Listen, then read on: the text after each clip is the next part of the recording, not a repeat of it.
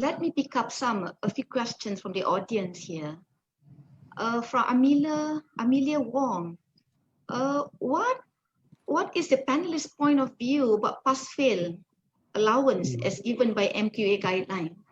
What do you think?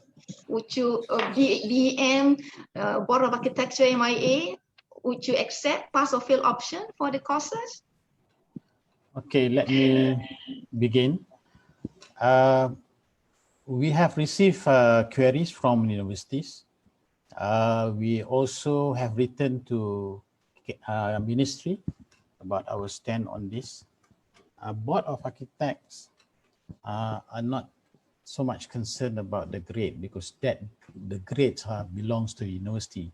University decide what grade scheme of grading they would like to have. But what we say is that the minimum qualifying pass has to be 50 and above. If university want to adopt teaching pass or fail, that is for them to decide. The Senate has the authority to decide on that. But what we want to know is that whether students are aware of their position. During the assessment, students must be informed of their position, whether they are up there, excellent, or somewhere in the middle, or somewhere just pass. And we want them to keep record of these categorization of student achievement. And students must be informed, because that is part and parcel of the assessment system of assessment. During the accreditation visit, we would like to see display of student work according to this level of achievement.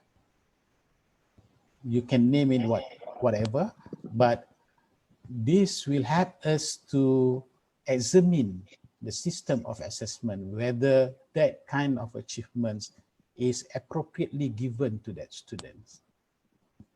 So that is basically our stand. So yes, they may opt for pass and fail, but some actions has to be taken to preserve the integrity of the assessment system.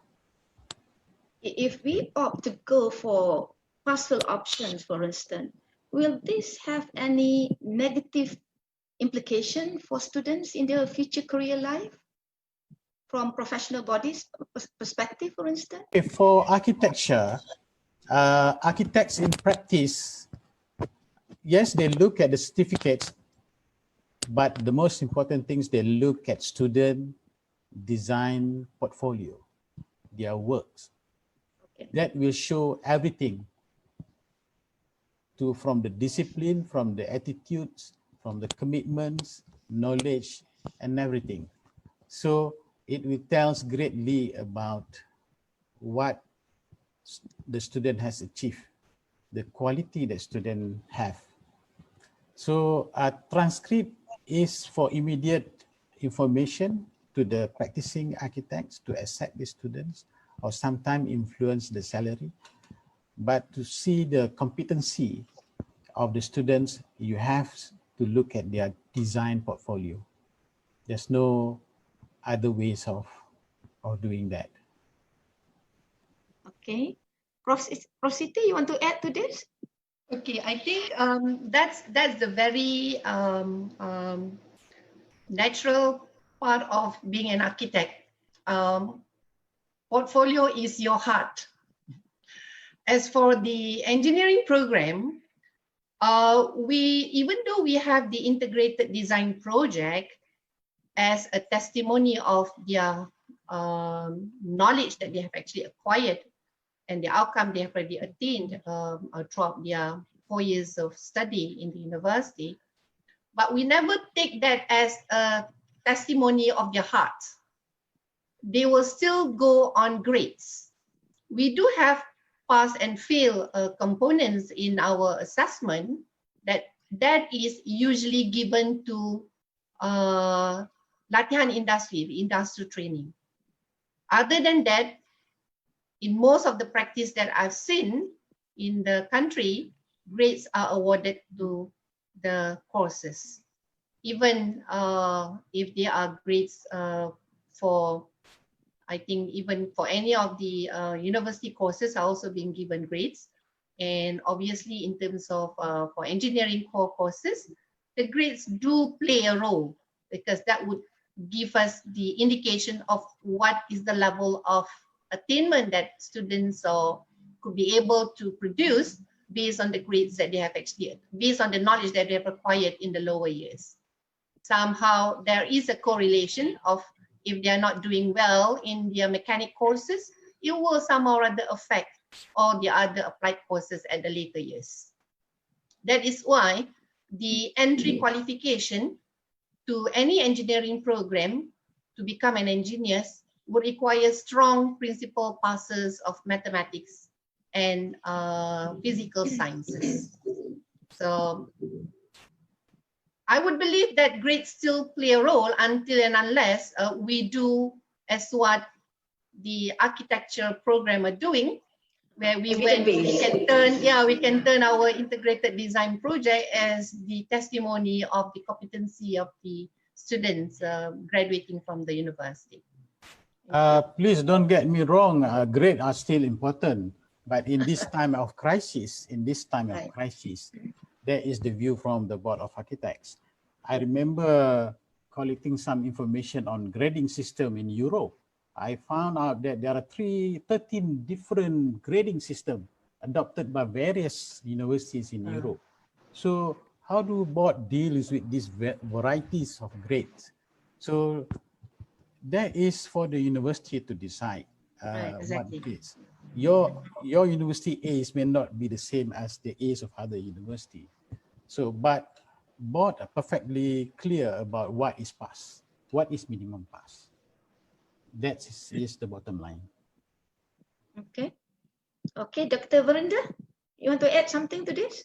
Same thing, because I think the issue is, as far as the MIA, the Malaysian Institute of Accounting is concerned, it doesn't matter what grades. To us, it's just passing and you get a degree and you are then eligible to move on. I think grades are very relevant to employers, future jobs, about how did you do, CGPA and all that, the higher CGPA students, that's really more relevant. To us, it's just a pass, fail, we are fine. And we also have a 50 marks passing requirement as well. So that's the way we will look at it. From the point of view of getting a degree, you've got the degree and then you move on to the next professional stage. So we're not too worried about the relevant specific grades, but the employers will be. And so therefore it is very relevant for your work experience that you wish to achieve. But obviously, if the whole industry, all universities move to a pass or fail environment, then it becomes very difficult.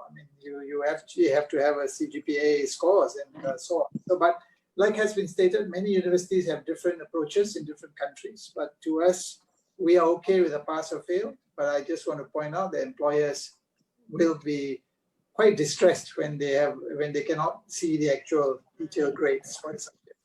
Will that have any negative repercussion for professional membership application later on?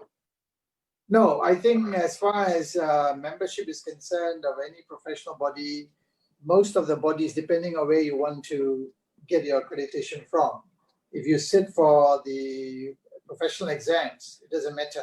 You just get a degree, you've met the requirements, you're entitled to sit for maybe the few papers that you will sit to become a professional accountant. That's not an issue.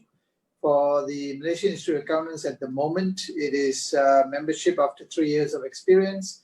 Again, the issue is you've got a degree from an accredited university, that's fine. It's not the class of the degree, it's the fact that you have gotten a degree. You are eligible to move on to the next phase. Can I give some sure. of my views? Yes. So when we came up with the guidelines on the pass and fail, actually it's we benchmark with around the world on the practices on the universities. So we do give that as an option. We provided that as an option, but it's an interim approach. Basically, just because when the government proposed the MCO and announced the MCO, everyone was taken by surprise. So there was nothing much that we could do at that point of time. So that's why we provided, we proposed that kind of option to ensure that, you know, the institutions can leverage on that, so that if they feel that it's justified to use pass and fail, then they can have that option. But when you look at further, basically, it's not necessarily limited to pass and fail. They can even have an option where the students can choose whether to have a letter grade or a pass and fail as well.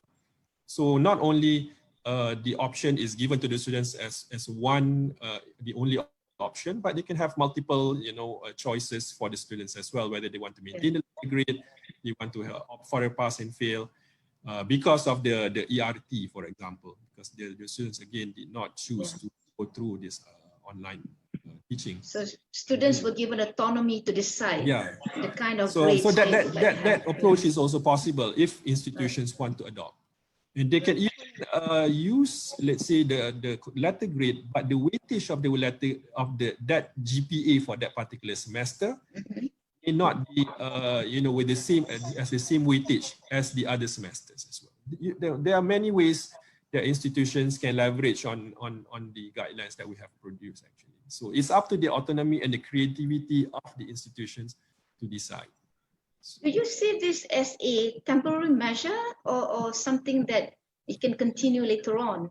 At the moment, we look at it as an interim, at that point of time. So now, since the institutions have more time to plan, I don't see that they should. If we haven't come up with the guidelines yet, anyway. So we will need to consider this as well. But I would say that since the institutions have more time to plan now rather than before, so in the past maybe it's difficult to do the proctoring or to ensure the security of the examinations online, for example. Now, since they have time, maybe they can venture into the necessary, you know, systems and so on to invest and to actually adopt and adapt. So maybe the institutions will have more, you know, more confidence in holding examinations online now compared to, you know, back in March and April. Yeah, I believe so. Slowly we're learning together. Yeah.